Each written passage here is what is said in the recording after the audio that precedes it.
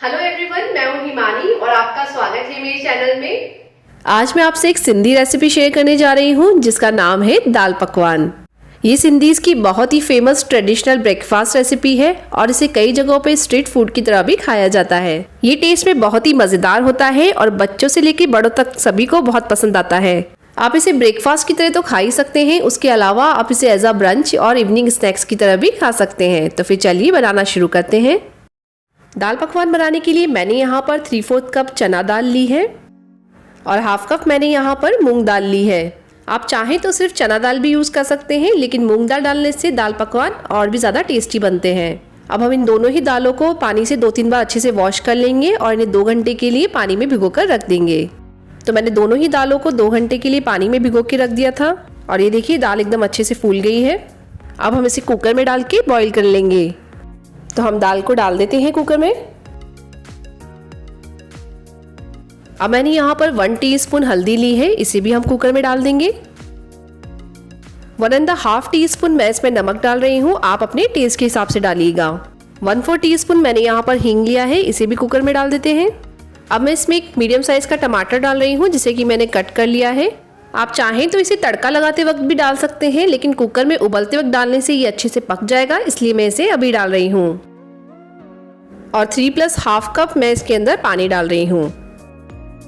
अब एक बार हम सभी चीज़ों को चम्मच से अच्छे से मिक्स कर लेते हैं और कुकर का ढक्कन लगा देते हैं।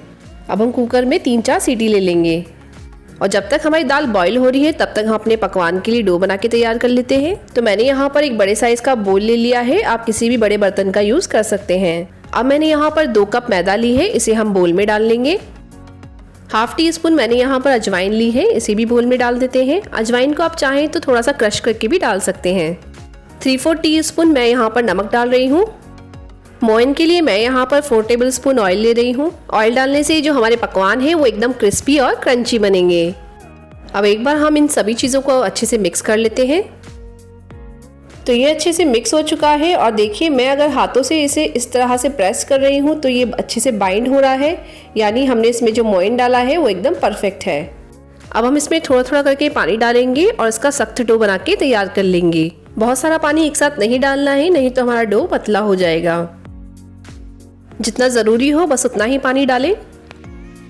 मैंने टाइट डो लगा के तैयार कर लिया है और इतना आटा लगाने में मैंने यहाँ पर टोटल 1/2 कप प्लस 1 टेबलस्पून पानी यूज़ किया है। अब इसे प्लेट या प्लास्टिक रैप से कवर कर देंगे और 20 से 25 मिनट के लिए इसे रेस्ट करने के लिए ऐसे ही छोड़ देंगे। कुकर भी ठंडा हो गया है, अब हम इसका ढक्कन खोल के देख लेते हैं। तो देखिए दाल अच्छे से बॉईल हो चुकी है और पक के एकदम तैयार है। अब हम इसके अंदर तड़का लगा लेते हैं। तो तड़का लगाने के लिए मैंने गैस पे कढ़ाई रख दी है और गैस की फ्लेम को ऑन कर दिया है। अब मैंने यहाँ पर 5 टेबलस्पून ऑयल लिया है, इसे हम कढ़ाई में डाल देंगे। ऑयल भी गर्म हो चुका है, अब हम इसके अंदर जीरा डाल देंगे। तो मैंने यहाँ पर 1/2 टीस्पून जीरा लिया है, इसे मैं ऑयल में डाल देती हूँ। जीरा भी तड़क गया है, अब मैं इसके अंदर 2 बारीक कटी हुई हरी मिर्च डाल रही हूँ। आप हरी मिर्च को लंबा काट के भी इसमें डाल सकते हैं। आधा इंच मैंने यहाँ पर अदरक का टुकड़ा लिया था जिसे कि मैंने कद्दूकस कर लिया है, इसे भी ऑयल में डाल देते हैं और इन्हीं चम्मच से अच्छे से चला लेते हैं। गैस की फ्लेम को हम लो ही रखेंगे। 1.5 छोटी चम्मच मैं इसमें धनिया पाउडर डाल रही हूँ। 1/2 टीस्पून मैंने यहाँ पर अमचूर पाउडर लिया है, इसे भी हम ऑयल में डाल देते हैं। और 1 टीस्पून मैं इसमें लाल मिर्च पाउडर डाल रही हूँ। अब इन सभी मसालों को चम्मच से एक बार अच्छे से चला लेंगे। तो तड़का तैयार है, अब इसमें हम अपनी बॉईल की हुई दाल डाल देंगे।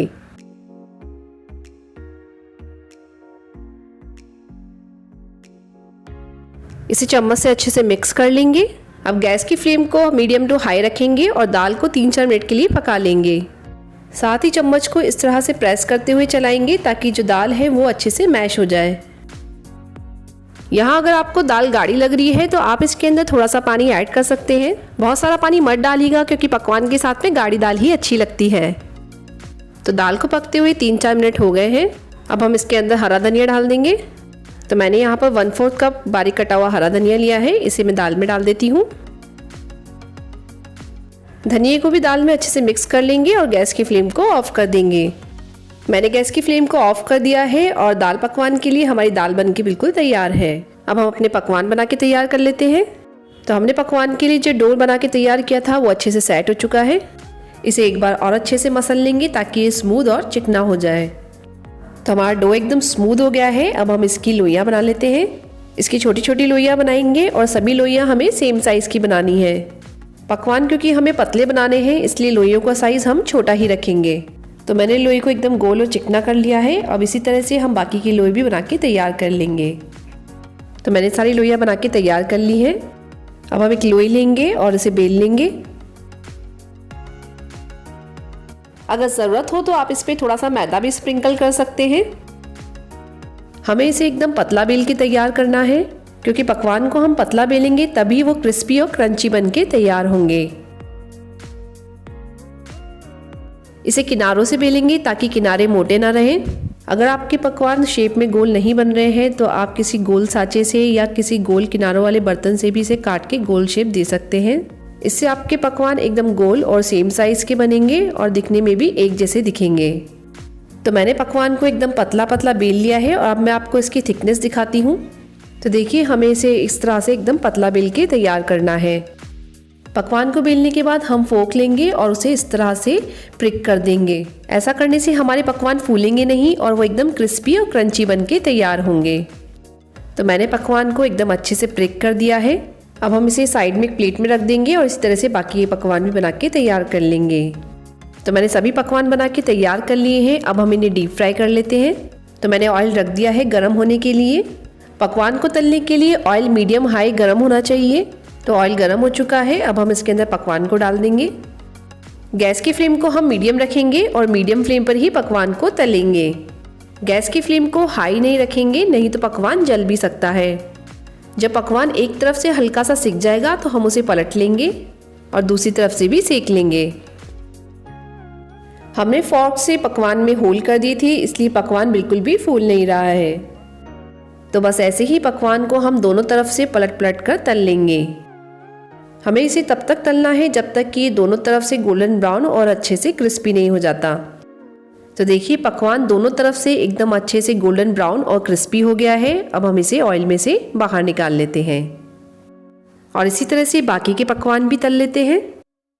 तो हमारे दाल पकवान बनके बिल्कुल तैयार है और मैं इन्हें यहाँ पर धनिया की चटनी और मीठी चटनी के साथ में सर्व कर रही हूँ। ये दोनों ही चटनियाँ दाल पकवान के स्वाद को और भी ज़्यादा बढ़ा देती हैं और आप इन दोनों ही चटनियों की रेसिपी मेरे चैनल पे देख सकते हैं। इनका लिंक मैंने डिस्क्रिप्शन बॉक्स में शेयर कर दिया है। आप चाहें तो इन्हें इस तरह से अलग अलग भी सर्व कर सकते हैं या फिर आप दाल में ही दोनों तरह की चटनियाँ प्याज और हरा धनिया डालकर इन्हें इस तरह से भी सर्व कर सकते हैं। तो हमारे क्रिस्पी और स्वादिष्ट दाल पकवान सर्व करने के लिए बिल्कुल तैयार हैं। आप इन्हें ऐसे भी खा सकते हैं या फिर आप पकवान के ऊपर इस तरह से दाल, दोनों तरह की चटनियाँ, प्याज, बारीक कटी हुई हरी मिर्च और हरा धनिया डालकर इस तरह से इसकी चाट बनाकर भी खा सकते हैं। तो आपको मेरी दाल पकवान की रेसिपी कैसी लगी मुझे कमेंट करके ज़रूर बताइएगा। वीडियो को लाइक और शेयर करना बिल्कुल भी मत भूलिएगा। साथ साथ हमारा चैनल सब्सक्राइब करें और प्रेस करें बेल आइकन को, जिससे आपके पास हमारी लेटेस्ट रेसिपी की नोटिफिकेशंस आ सके। मिलती हूँ एक और नई रेसिपी के साथ में, तब तक के लिए बाय बाय।